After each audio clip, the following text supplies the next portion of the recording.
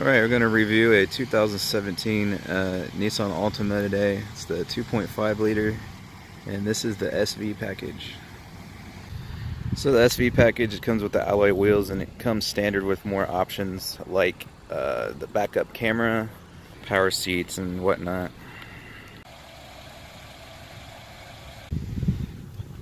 So this one's got a nice looking black interior.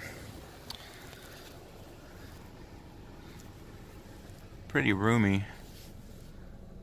That seat right there is plenty far back. I was actually sitting in it yesterday like that, and there's still a ton of leg room for the back occupants.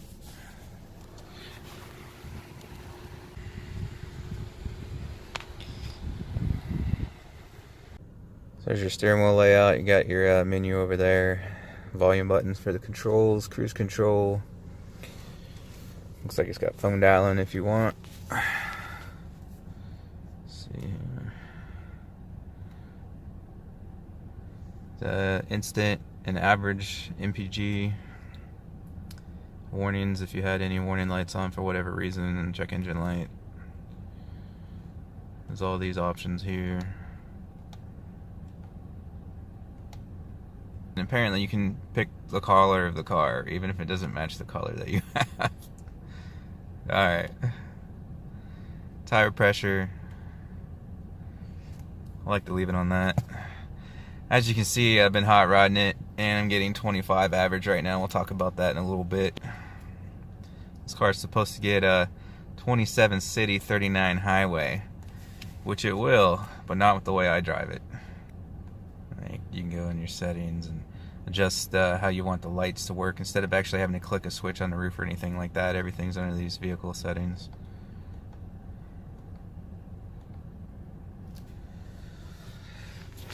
It's got a dual climate control.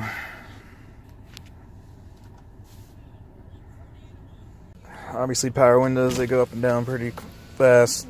It's got the auto down, auto up,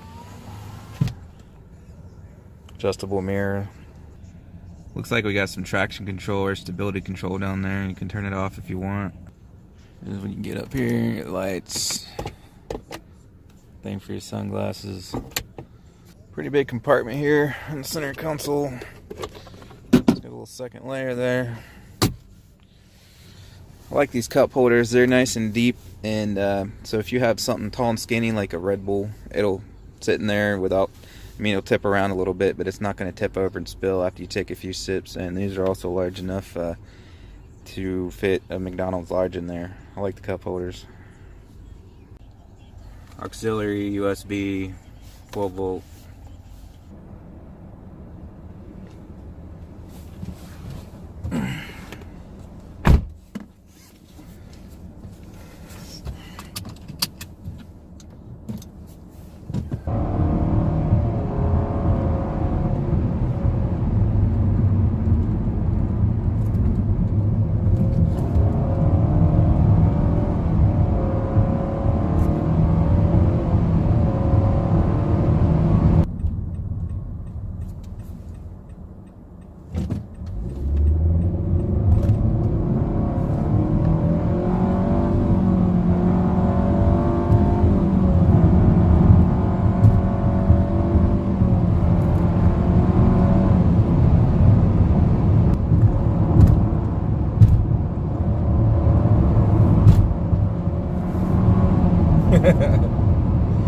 Alright, so this is actually my first car review.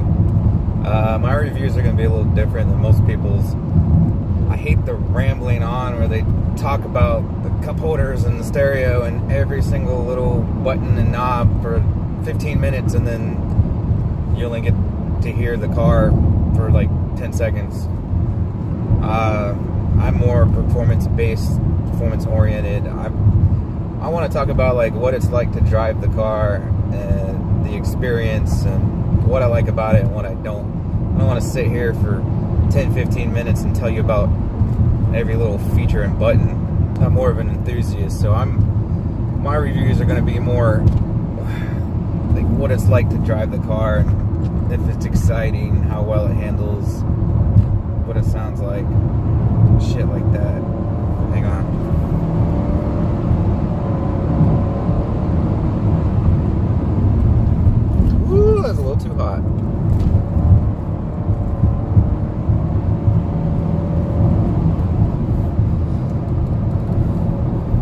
So, I'm not a big fan of the CVT transmissions.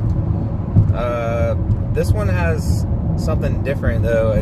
They came out with it in 2016. The Altimas have it. One of their SUVs have it. I forget exactly what they call it. I might be able to look it up and pop it in there, but great traffic. But it's weird. CVTs generally, when you accelerate,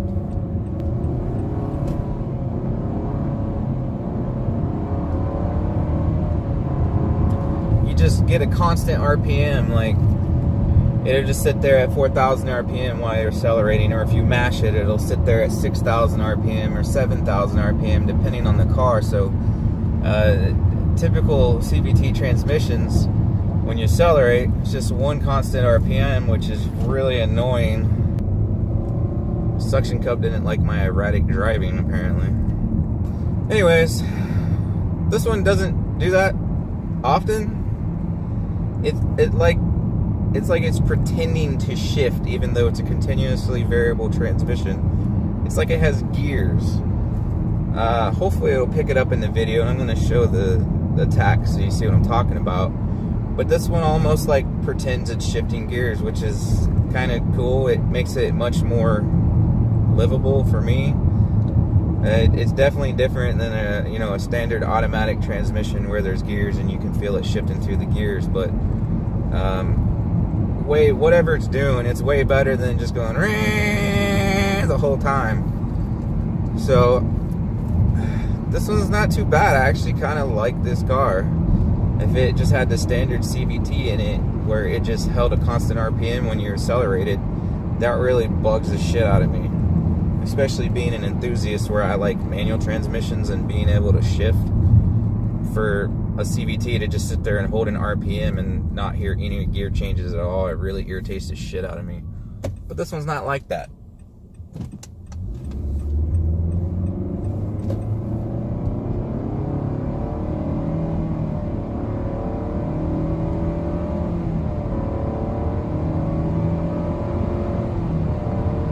Hopefully you can hear that. Like I said, I'll show it. So, it's not really like a gear change. It's really smooth and you just barely feel anything. And the RPM only changes like 1,000. It drops like 1,000 every time it does it. But so again, this is the SV model, so I don't know a whole lot about the trims other than, like options. So like, I don't know if the SV has stiffer suspension or anything like that, if it's a sportier model or what. It's got drive sport and you can turn overdrive on and off, but I think the base models, the regular ones, have that too. So I mean, maybe they do, maybe they don't, I don't know. But dare I say, this one feels almost sporty. It handles surprisingly well, even though there's some pretty cheap non-performance oriented tires on it right now. It takes corners pretty flat. The seats are actually pretty supportive. They hold me in place really well. And for a base Altima, it feels kind of sporty, and it's got this. It's got regular drive and then drive DS, drive sport. What it does when you put it in drive sport, the little fake shifts, it's like it's giving you a closer gear ratios, even though there's no gear shifts or anything. I'll show it. It gives it like tighter gear ratios and gives you better acceleration. When you step on it, it goes quicker. It accelerates faster than it does in regular drive. And also, what it does different is it holds it.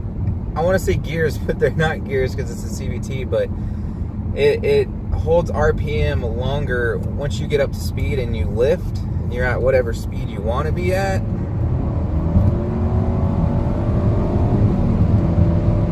don't need to brake for me, bro. Anyways, you accelerate and then you lift off the throttle whenever you're at the speed you want to be at. It holds RPMs for a little while, a few seconds before it drops down. And it's actually giving you the same ratio once it drops down. Like at 60 miles an hour, it goes clear down to like 1500 RPM. And it'll do that whether you're in drive or drive sport.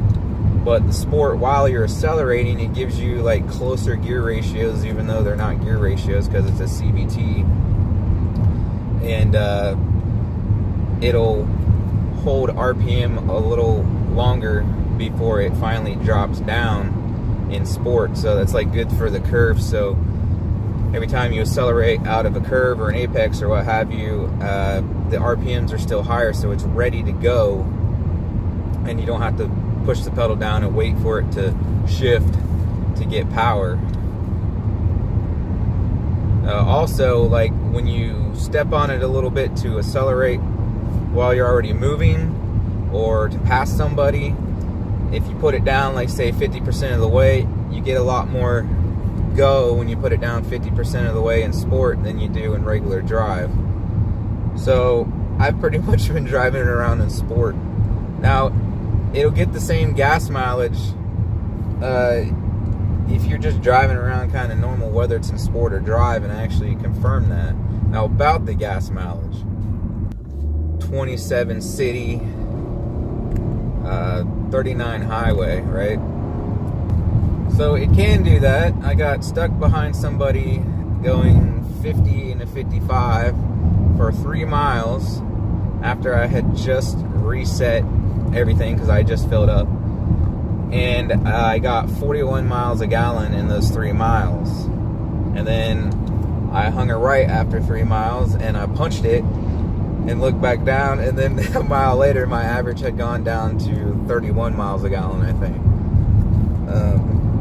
If you baby this thing, it'll get really good gas mileage. You can get 39, 40 miles a gallon like it says. But I've just been enjoying it and putting it through its paces, and well, let's see, where am I at now?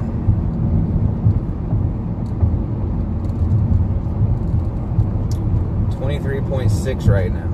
And that's a lot of driving around on backcountry roads and going 80, 90 miles an hour, 100 plus actually, just laying into it. Like every time I need to accelerate, I just put my foot down. Now on my regular commute, where it's a mix of state routes and highway and some city driving, I'm sure the average would go up even if I was hot rodding it, because there's a long section of just cruising down the state route and then many miles of cruising down the highway, and so my average would go up. But driving around out here on the back roads and just playing with it and having fun and just pretty much flogging it everywhere I'm going, I'm getting, well, it says 23.8 now. Shit, the camera's gonna fall. So this thing will get really good gas mileage if you stay out of it, but it is a big 4-cylinder. It's a 2.5. It's about as big as they come in a sedan. I know there's some trucks out there with some bigger 4-cylinders, but you know, when you're talking your little 1.6, 1.8, 2 liter, a 2.5 is a pretty big 4-cylinder. So when you lay into it, it will drink some gas. But I'm gonna say that hot rodding this thing around on a normal commute, if you just floor it everywhere you go, it's still going to get 25 miles a gallon, which is not bad considering your pedals to the floor the whole freaking time. I think somewhat spirited driving, but not flooring it constantly, you should be able to average around 30 miles a gallon. And if you just drive it like a normal person, no doubt in my mind it'll do what it says. Like I said, for 3 miles I actually exceeded what it said it would do. Stupid ass camera keeps falling. So anyways, I think this thing handles pretty well for what it is. A lot better than the older Altimas. I drove a regular 2.5 base Altima, I don't even know how long ago. It was like an 02. It was a rental car also. And that thing just leaned in the curves, and if you tried to take a back road fast, it was just all over the place trying to kill you. And this thing is just solid. Really impressed with the handling of this. For what it is, it handles really well. It's not a sports car, but it feels kind of sporty. It also rides really nice too. I've took it on some bumpy roads and it handles the bumps just fine, and it's a smooth, comfortable ride, but when you toss it through a curve, it just eats it up.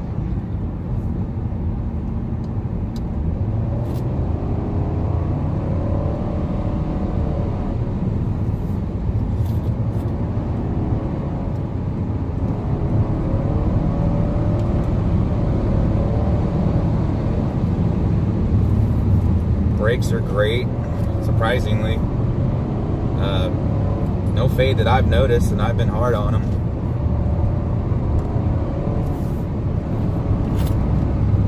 And they stop it with authority.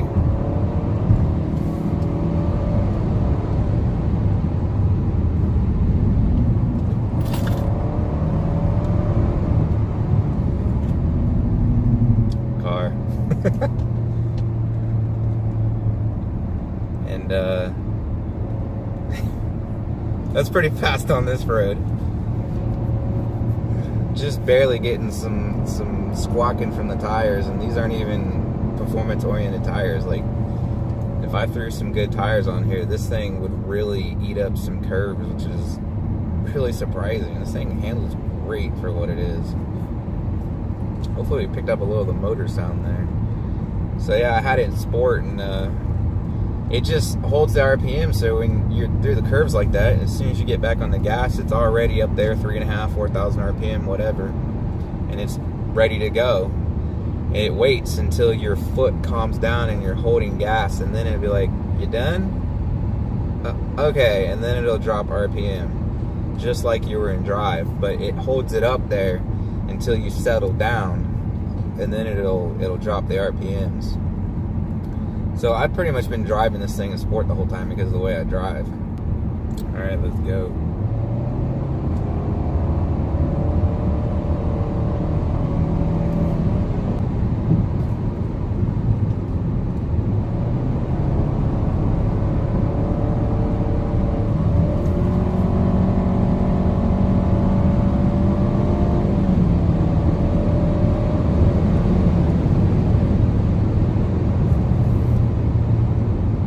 Also, this thing has a real quick turn-in that also makes it feel kind of sporty. It turns in a lot quicker than most cars. It's got a little bit tighter steering ratio, which I really like.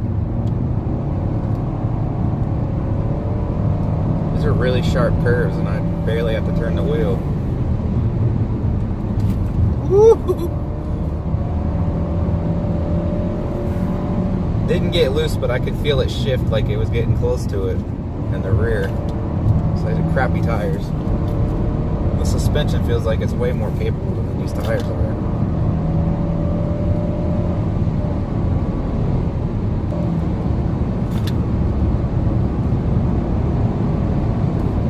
It just does it. You wouldn't be like, oh, it's a base model Altima. It's not going to take curves. It does. Like I said, it's got some shitty just all-season tires on it. They're not even performance spec. This thing would handle really well with a good set of tires. It already handles pretty damn good. Woo! We're going to do a full throttle pull here in drive. At full throttle, it doesn't seem like there's a lot of difference, but at partial throttle, there's a big difference between drive and sport. But here's full throttle once I get straight.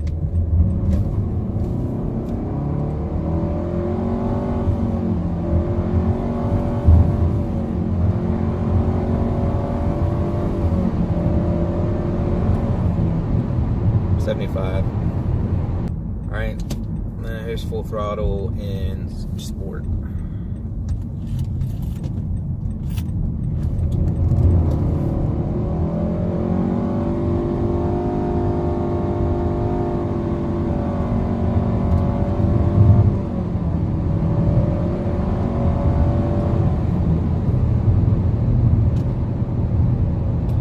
That time it stayed above 6 for a while there, and then it started doing its pretend shifting shit. But sometimes it does that, sometimes it doesn't. I don't know if that's normal or if like there's a problem with this one, but you know, most people won't buy these with any real performance expectations in mind. You know, they're gonna buy them as family cars or daily commuters or what have you, and mean, that's what I would buy one for too, but the enthusiast in me likes if it's capable of handling well and it has some go to it, some nice sound, and it handles better than I ever expected that it would. And like I said, this CVT is a little different. It fakes gear shifts, and I like that. It makes it more palatable to me because it doesn't just sit there and which is really annoying. It changes RPMs like it's shifting gears. So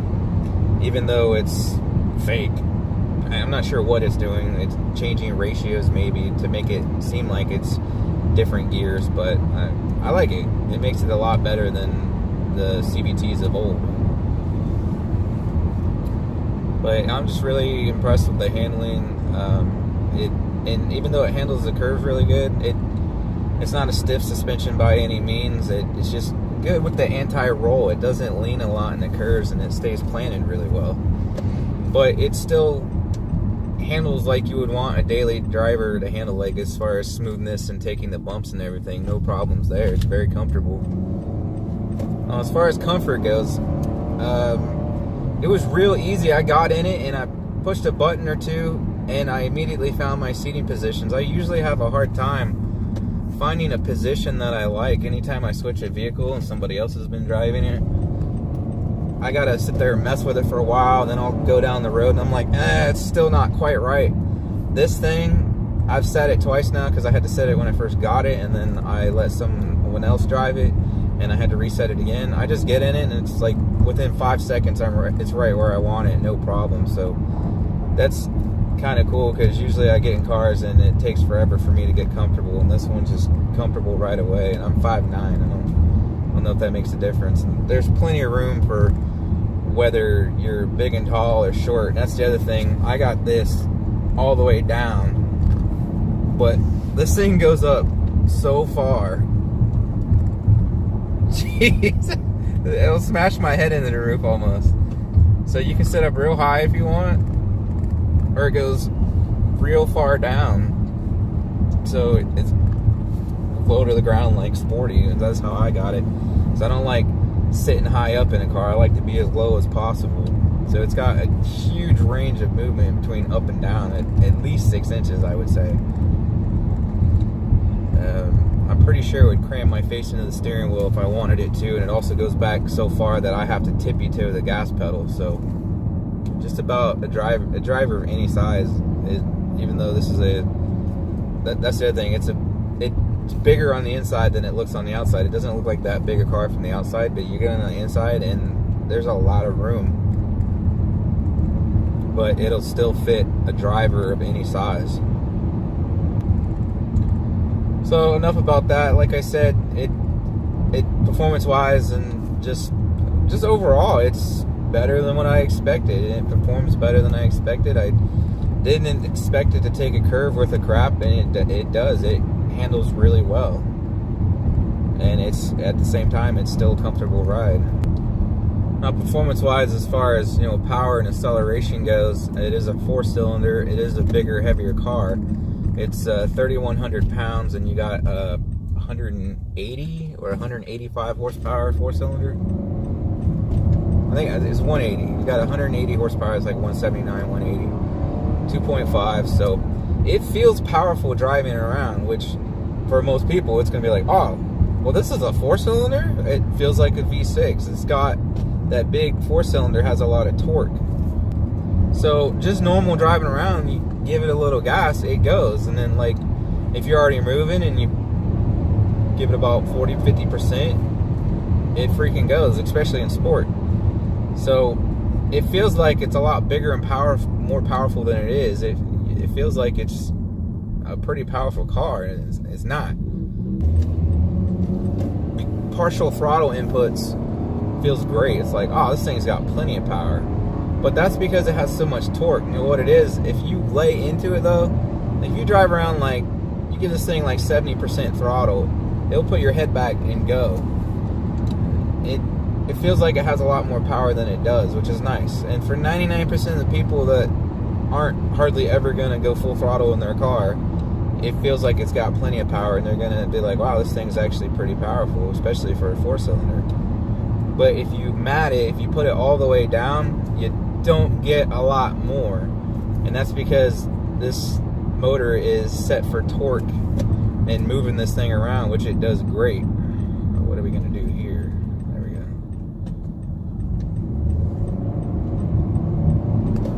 That's part of why it's so nice to drive around, because it feels really powerful and I like it. Like driving on these back roads, I give it a little gas coming out of the corner and it picks up and goes. But when you go all out and put it to the floor, you don't get much more, and that's because this thing's all about mid-range torque. It'll rev out there, and you're not losing power to rev it out. It's just you're not getting a whole lot more by putting it all the way down than if you're driving at 3/4 throttle.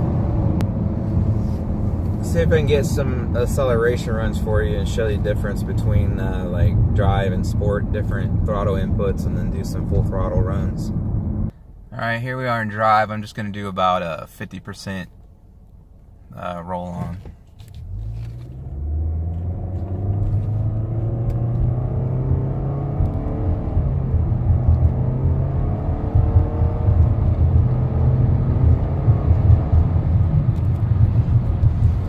Alright, so I was just giving about 50% throttle, and now we'll do the same in sport. You'll see it's like mimicking shorter gear ratios, and it gives more acceleration.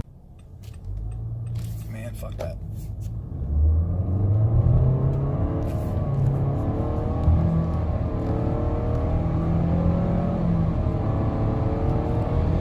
And it also revs a little higher. So you see what I'm talking about. It acts like it's got shorter gear ratios, again, even though there's no gears with the CVT, but that's what it does, and it revs a little higher with shorter ratios per se, and it gives you a little better acceleration. Alright, see if I can go find a spot to do a full throttle run in both modes. Alright, full throttle, flat ground, and drive.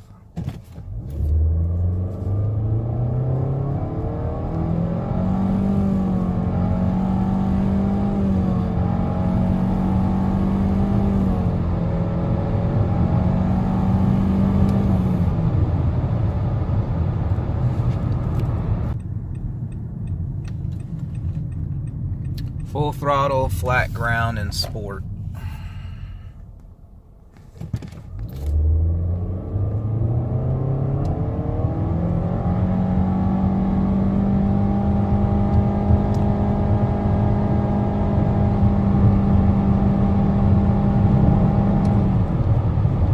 Now see, sometimes it does that and sometimes it doesn't. I don't understand. Plenty of times I've punched it in sport and it fix those gear shifts, and then, well, you see that time it just stayed there at near red line the whole time. Try it again, see if it'll shift on me like it has before. So now I'm going to turn here and punch it. So I don't know if that's the difference, is because I'm doing it from a start, a dead stop.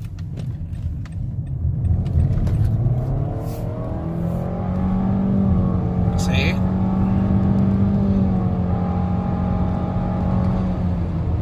So now it's doing the pretend shifting shit. Try it again from a dead stop and see if it stays above 6 again like it just did. Maybe that's the difference. I don't know why it would do that though.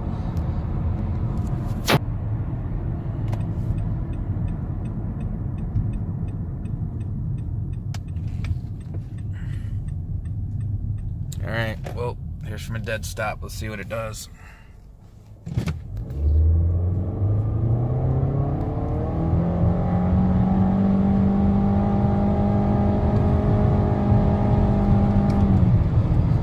Weird. I feel it start like kicking and bucking too, like after a second or two it starts like, it feels like it's kicking and bucking for a couple seconds and then it smooths out. So I'm not sure if that's normal. There might be something wrong with this one. Another reason I'm not really a big fan of CVTs, because they have a lot of issues. Alright, one last time.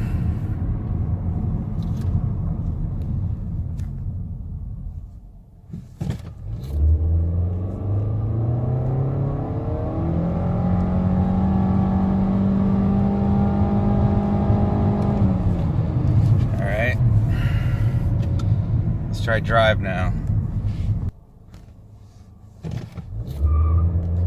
That's only because I was on a little hill.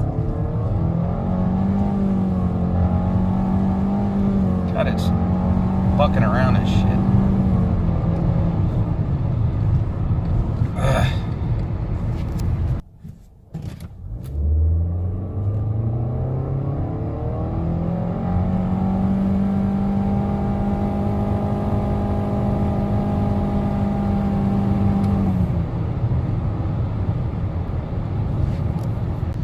I don't know, guys, I was just going to do a 0 to 100 video there, and it was in drive, and it did the same thing and just stayed revved out past 6. So I don't know, this thing can't make up its mind, and whenever it does that, I'm getting a lot of kicking and bucking and shit, like on its way up past 6. It's like jerking back and forth. So honestly, I'm thinking that there's something going on with it.